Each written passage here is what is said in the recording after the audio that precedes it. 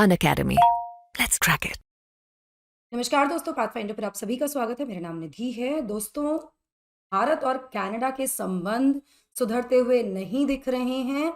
यहाँ पर कनाडा ने भारत पर एक आरोप लगा दिया है, एलिगेशन लगा दिया है कि वो एक बहुत बड़ा फॉरेन थ्रेट है और कहीं ना कहीं ये भी कहा गया है कि भारत कनाडा के डेमोक्रेसी के लिए और वहाँ होने वाले चुनाव में भी इंटरफेयर करता है या कर सकता है। क्या है पूरा मामला, क्या कहा गया है, क्या है ये रिपोर्ट जिसमें इस बारे में बात की गई है, आज इसके बारे में डिटेल में जानकारी लेंगे। कनाडा ने कहा है कि भारत एक फॉरेन थ्रेट है और ये कहा गया है कि वो पोटेंशियली इंटरफियर करेंगे इनके इलेक्शंस में। और ये कब कहा गया है? ये कहा गया है जब खालिस्तानी टेररिस्ट निज्जर की हत्या हुई कनाडा में और उसकी हत्या का आरोप कनाडा ने भारत पर लगाया कि भारत इसमें इन्वॉल्व है उसकी हत्या कराने में।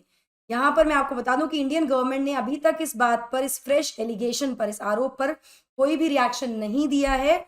और ये जो एलिगेशन है ये लगाई गई है by the Canadian security intelligence service, CSIS, एक डी क्लासिफाइड इंटेलिजेंस रिपोर्ट में। ठीक है, नाउ CSIS की जो इंटेलिजेंस असेसमेंट है जिसका टाइटल है foreign interference and elections a national security assessment, ये 31 अक्टूबर 2022 डेटेड है। इसमें कहा गया है कि भारत एक थ्रेट है और ये भी कहा गया है कि foreign interference networks deeply embedded हैं कनेडियन पॉलिटिक्स में, यानी हम कनेडियन पॉलिटिक्स में इन्वॉल्व हो रहे हैं और हम इंटरफियर कर रहे हैं इनके पॉलिटिकल एजेंडाज को या पॉलिटिक्स को, डेमोक्रेसी को। ठीक है, यहाँ मैं आपको बता दूं ये पहली बार ऐसा आरोप लगाया गया है भारत पर कनाडा के द्वारा कि भारत इलेक्शन में इंटरफेयर कर रहा है कनाडा में या कर सकता है। इससे पहले रशिया और चाइना ऑलरेडी इस तरह के चार्जेस फेस कर रहे हैं कैनेडियन पॉलिटिक्स के संबंध में। ठीक है, इसके बारे में और ज्यादा जानकारी लेंगे, एग्जैक्टली क्या क्या चल रहा है फिलहाल उसके बारे में बात करेंगे। But before moving forward, this is my small introduction. ये मेरा टेलीग्राम चैनल है जहां पर आप मुझे फॉलो कर सकते हैं मेरी सभी क्लास की अपडेट, शेड्यूल्स, PDFs के लिए। दोस्तों, देश का सबसे बड़ा UPSC सेमिनार होने जा रहा है दिल्ली के ताल कटोरा स्टेडियम में 6 फरवरी को, जिसका नाम हमने रखा है अश्वमेध। अगर आप इसका हिस्सा बनना चाहते हैं और अपने किसी भी डाउट या क्वेरी को रिजॉल्व करना चाहते हैं इंडिया के टॉप ब्यूरोक्रेट्स के साथ, टॉप एजुकेटर्स के साथ और भी बहुत बड़े डिग्निटरीज के साथ, तो इसमें एनरोल करना बिल्कुल भी ना भूलें। इसको एनरोल करने के लिए आपको इस QR कोड को स्कैन करना है। यहाँ पर ना केवल आपको टिप्स मिलेंगे एक्सपर्ट से, बल्कि आपको स्कॉलरशिप अपॉर्चुनिटीज के बारे में पता लगेगा और फ्री गुडीज भी आपको यहाँ मिलने वाली हैं। So don't wait, limited seats हैं, जितना स्टेडियम में जगह होगी उतने ही लोग जा सकते हैं। तो अपना रजिस्ट्रेशन अभी कर दीजिए, लिंक डिस्क्रिप्शन बॉक्स में भी गिवन है और इस QR कोड से भी आप कर सकते हैं। साथ ही ND Live 10 मेरा कोड है जिससे आप एक्सेस कर सकते हैं एक्सक्लूसिव कंटेंट हमारे प्लेटफॉर्म पर। डिस्क्रिप्शन बॉक्स में एक लिंक गिवन है, उस लिंक के द्वारा आप ये कर सकते हैं। साथ ही हमारे जो प्रोग्राम्स हैं, हमारे जो कोर्सेज हैं वो चल रहे हैं करोल बाग सेंटर में और 25-26 प्रिपरेशन, ये कोड आपको यूज करना है, अवेल कर सकते हैं 35% का डिस्काउंट। दोस्तों, कोई और जानकारी के लिए आप करोल बाग सेंटर विजिट कर सकते हैं या फिर इस नंबर पर कॉल कर सकते हैं। साथ ही मुखर्जी नगर सेंटर में हिंदी मीडियम के जो बैचेस हैं वो हमारे चल रहे हैं यहाँ पर, इसमें भी आप एनरोल कर सकते हैं। ND Live 10 आपको कोड यूज करना है, 35% आपको डिस्काउंट मिल जाएगा। कोई भी और जानकारी कोर्स रिलेटेड या ऐसे कोई भी ऐसी कोई बात आपको डिस्कस करने, कोई डाउट है, क्वेरी है, तो आप सेंटर विजिट कर सकते हैं या फिर इस नंबर पर भी कॉल कर सकते हैं। इसी के साथ साथ प्रयागराज UP में भी हमारा एक सेंटर स्टार्ट हो चुका है दोस्तों, जहां ना केवल हम आपको UPSC की तैयारी करवा रहे हैं बल्कि UP PCS की तैयारी भी यहाँ पर आपको कराई जा रही है। बहुत ही नॉमिनल प्राइस पर, बहुत ही नॉमिनल प्राइस यहाँ पर रखा गया है इस तैयारी के लिए। लेकिन उसके लिए आपको लिंक में जो डिस्क्रिप्शन में जो लिंक दिया गया है, काउंसलिंग फॉर्म है, उसको फिल करना है, कोड आपको ND Live 10 यूज करना है और आप सेंटर विजिट कर सकते हैं सिविल लाइंस में। कोई और जानकारी के लिए इन नंबर्स पर कॉल भी कर सकते हैं। ठीक है, नाउ ये जो एलिगेशन लगाई है ये लेटेस्ट है in the series of allegations और काउंटर एलिगेशंस जो पिछले साल से चल रही हैं भारत और कनाडा के बीच। मतलब आरोप प्रत्यारोप चल रहे हैं, हम ये कह सकते हैं, और आमने सामने हैं दोनों ही देश। जहां पर Canadian prime minister Justin Trudeau ने क्लेम किया है कि भारत का रोल है इन दी मर्डर ऑफ हरदीप सिंह निज्जर, जिसको भारत ने सीधे सीधे डिनाई भी किया है। ना अक्टूबर 22 की जो रिपोर्ट है जिसका टाइटल मैंने आपको बताया, foreign interference and elections, a national security assessment, इसमें भारत को एक थ्रेट कहा गया है और ये भी कहा गया है कि ये कहीं ना कहीं जो फॉरेन इंटरफेरेंस है ये कनाडा की जो डेमोक्रेसी है उसको वीकन करने का प्रयास कर रहे हैं, उसको कमजोर कर रहे हैं। यहाँ मैं आपको बता दूं जो फॉरेन इंटरफेरेंस है वो अलग है ट्रेडिशनल डिप्लोमेसी से, क्योंकि ये सीक्रेसी के लिए यूज की जाती है, डिसेप्शन के लिए यूज की जाती है ताकि लोगों को इन्फ्लुएंस किया जा सके, पब्लिक नैरेटिव्स को इन्फ्लुएंस किया जा सके, पॉलिसी मेकिंग को इन्फ्लुएंस किया जा सके। तो ये ट्रेडिशनल डिप्लोमेसी से डिफरेंट है, ये फॉरेन इंटरफेरेंस है, मतलब आप एक तरह से दखल दे रहे हैं उनके मुद्दों में, उनके इश्यूज में, ठीक है। ये आरोप यहाँ पर लगाया जा रहा है। जो पार्ट्स है डॉक्यूमेंट के जिनको पब्लिक किया गया उसमें किसी देश का नाम नहीं दिया गया है, लेकिन कुछ और मटेरियल्स हैं जहां पर भारत और चाइना को टॉप थ्रेट्स बताया गया है इस रिपोर्ट में। इसमें कहा गया है कि फॉरेन इंटरफेरेंस ने हार्म किया है कनाडा को और कनेडियंस को बाय एरोडिंग सॉवरेनिटी, उनकी जो संप्रभुता है उसको अफेक्ट कर रहे हैं, जो डेमोक्रेटिक प्रोसेसेस हैं उनके उसको प्रभावित कर रहे हैं और उनकी जो वैल्यूज हैं उन पर भी असर पड़ रहा है इस इंटरफेरेंस का।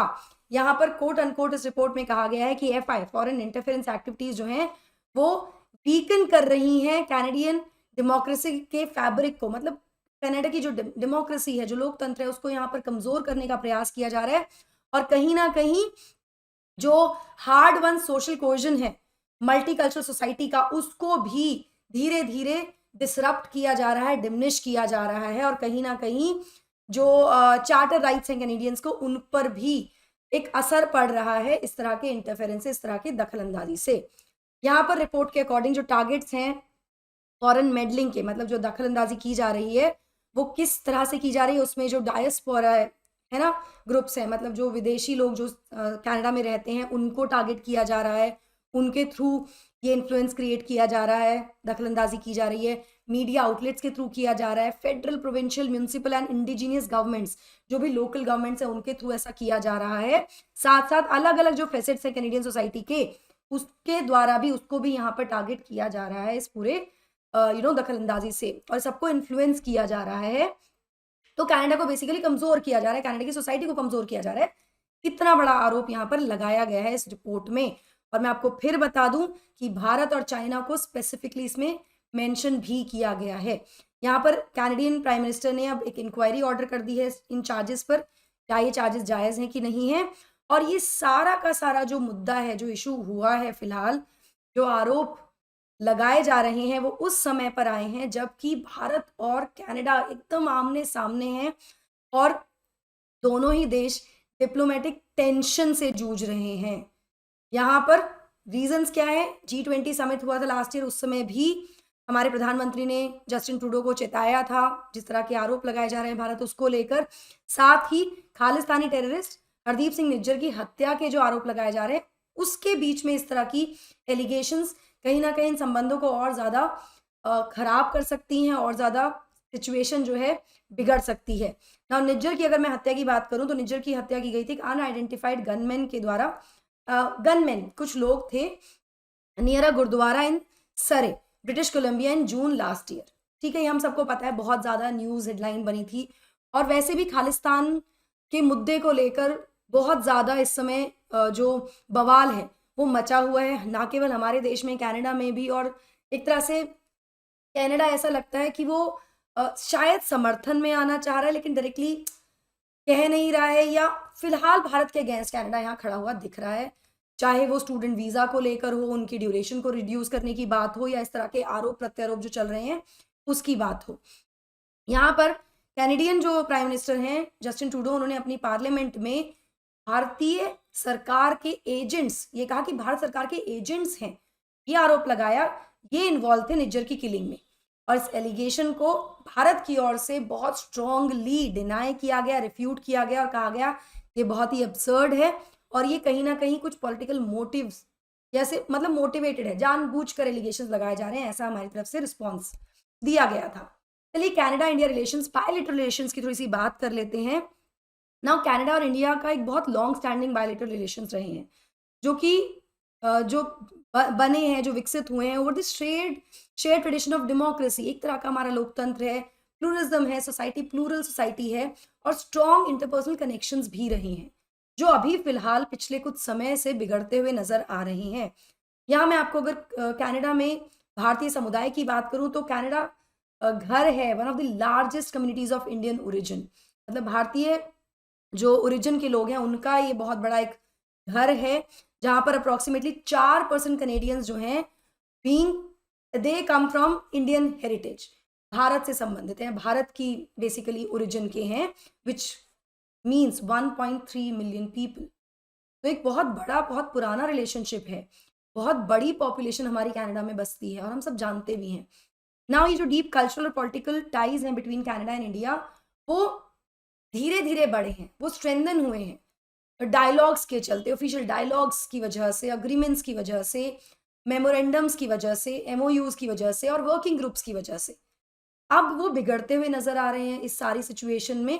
यहाँ पर मैं बता दूं, मिनिस्ट्रियल लेवल पर कनाडा और भारत एंजॉय करते हैं एक स्ट्रैटेजिक पार्टनरशिप, ठीक है, जो कि अंडरपिन की गई है by ministerial dialogues on various aspects like foreign policy पर, ट्रेड इन्वेस्टमेंट पर, फाइनेंस पर, एनर्जी पर। ये मतलब साझा करते हैं एक दूसरे के साथ इन चीज़ों को, और इन पर पार्टनरशिप है, हमारी स्ट्रैटेजिक पार्टनरशिप है इन दोनों ही देशों की।